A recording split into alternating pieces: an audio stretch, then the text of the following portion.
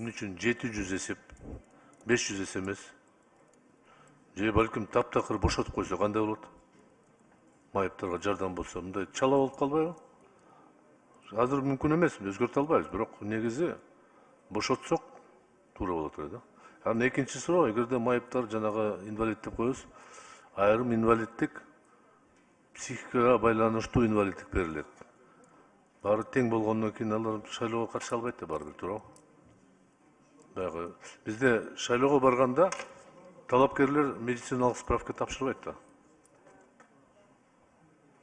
Туурабы?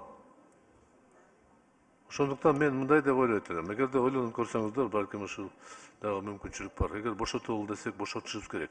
Анан 1000 эсептен 700 дегенде 30 миңге арзаныраак. А 70 миң барбы? Айырмасы эмне? 70 миң менен 100 миңдин. Көп деле үнөмдөө болбойт да. Мен бул пикиримди айттым, балким сиздер жогору жакта Демиргечи менен акылдашып көрүп, таптакыр эле бошотуп койгон оң болот да. Рахмат.